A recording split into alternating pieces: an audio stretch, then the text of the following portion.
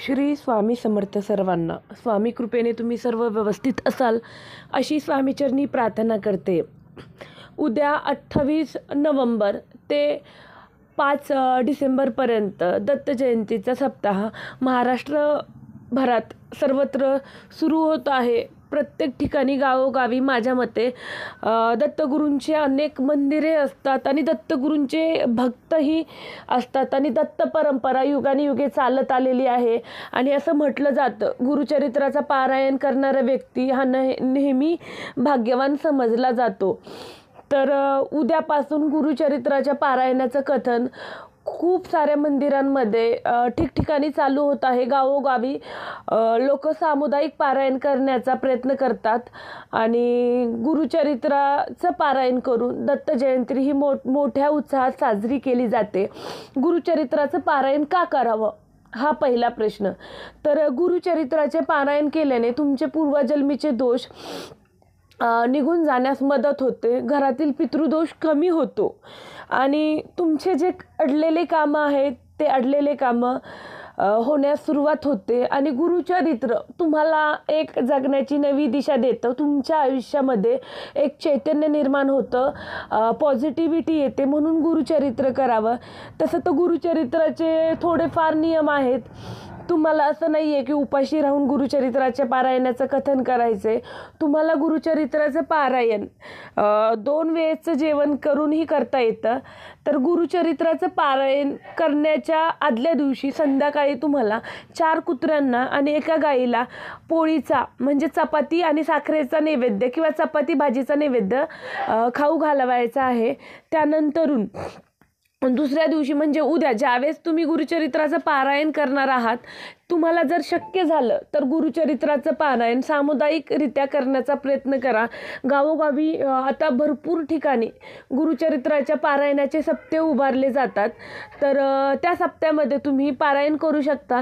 पण बऱ्याच अशा लेडीज असतात, ज्या महिला असतात, त्यांना पारायण करणं म्हणजे सामुदायिक ठिकाणी पारायण करणं शक्य नसतं. कारण घरची कामं असतात, काही लेडीज जॉबला असतात, शिवाय घरची जबाबदारी असते. काही जणांचे घरचे परवानगी देत नाही गुरुचरित्राचे पारायण मंदिरात जाऊन करण्यास. तर त्या महिलांना माझा असा संदेश आहे की शेवटी देव हा भक्तीचा भुकेला असतो. तुम्ही कुठूनही पारायण करा, तुमची भक्ती त्या परमेश्वरापर्यंत नक्की पोहोचते. म्हणून ज्या महिलांना मंदिरात जाऊन किंवा ज्या ठिकाणी सामुदायिक सप्ते उभारले आहेत त्या ठिकाणी पारायण करणं शक्य नसेल तर त्या महिलांनी घरी पारायणाची मांडणी करून गुरुचरित्राच्या पारायणाचं कथन करावं. तर गुरुचरित्राचे पारायण कथन करण्याच्या पूर्वी असं मानलं जातं, गुरुचरित्र हे संकल्पपूर्वकच करावं. कारण गुरुचरित्राच्या संकल्पाने तुमच्या अशक्य गोष्टीही शक्य होतात. आणि गुरुचरित्राचं पारायण ज्यावेळेस तुम्ही लावता त्यावेळेस एक नारळ स्वामींच्या मठात किंवा दत्तगुरूंच्या मंदिरामध्ये नेऊन ठेवा किंवा त्यांना विनंती करा किंवा पारायणाच्या शेजारी तो नारळ ठेवा आणि स्वामींना दत्तगुरूंना विनंती करा.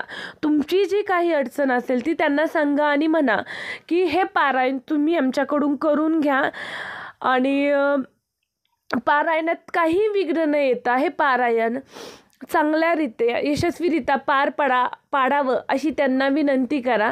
आणि शेवटी ते परमेश्वर परब्रह्म ब्रह्मांड नायक जर त्यांची इच्छा असेल तर ते पारायण तुमच्याकडून नक्की करून घेतात. आणि असं मानलं जातं गुरुचरित्राच्या पारायणाला बसण्यासाठी योग लागतात. तर माझा गुरुचरित्राच्या पारायणाच्या बाबतीत असा अनुभव की मागच्या 2 वर्षापूर्वी साधारण 31 डिसेंबर 2022ला मला पारायण लावायचं होतं. शनिवारचा दिवस होता. पण मला कंटाळा आला. म्हटलं जाऊ दे, आता नंतर पुढच्या शनिवारी लावता येईल. पण ज्यावेळेस त्या परमेश्वराची इच्छा असते त्यावेळेस तुम्हाला गुरुचरित्राच्या पारायणाला बसावं लागतं. अनुभव असा, शनिवारची सकाळ चहा घेण्यासाठी मी बसले. म्हटलं आता मी काही पारायण लावत नाही, पुढच्या शनिवारी लावेल. कारण की आता कुत्र्यांना पण मी नैवेद्य दाखवला नाही, तर आता मला कुत्रे कुठून भेटणार नैवेद्य दाखवण्यासाठी.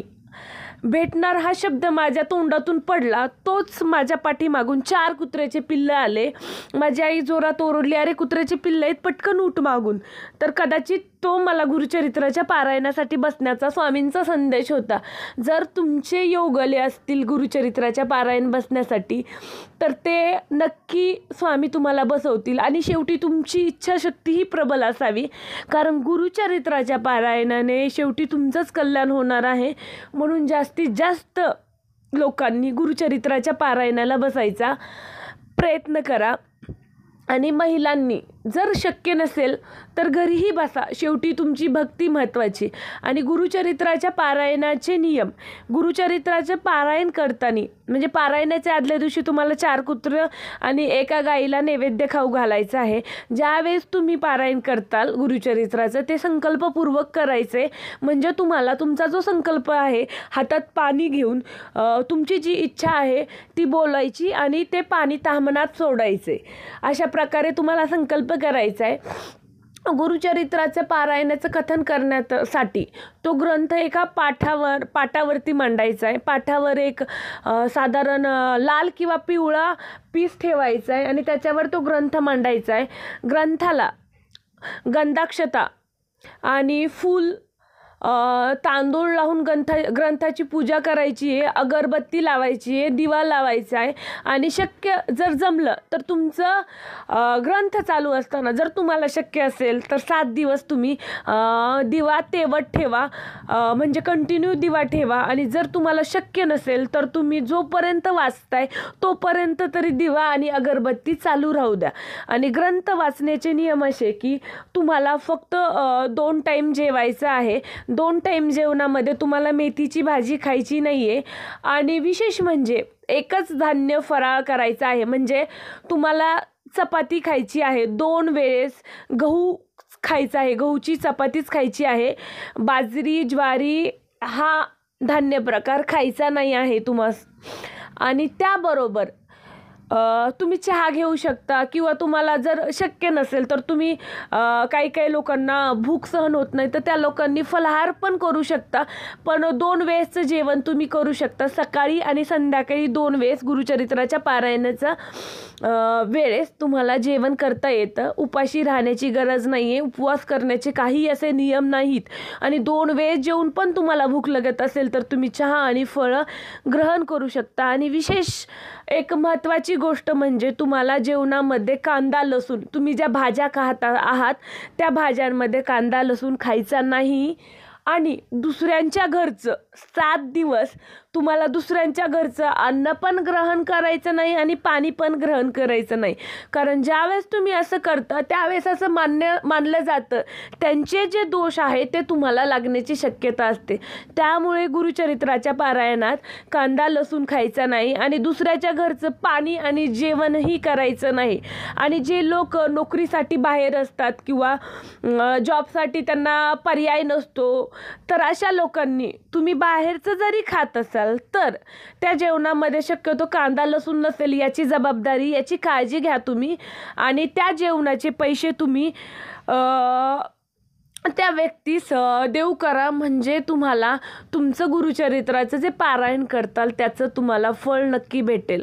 ज्या लोकांना खरंच प्रॉब्लेम आहे जॉबमुळं किंवा दुसऱ्या काही अडचणींमुळं त्यांना दुसऱ्यांच्या घरचं किंवा दुसरं बाहेर हॉटेलमध्ये खाण्याची वेळ येत आहे, त्यांनी ते पैसे देऊन खावं असं आहे गुरुचरित्राच्या पारायणामध्ये.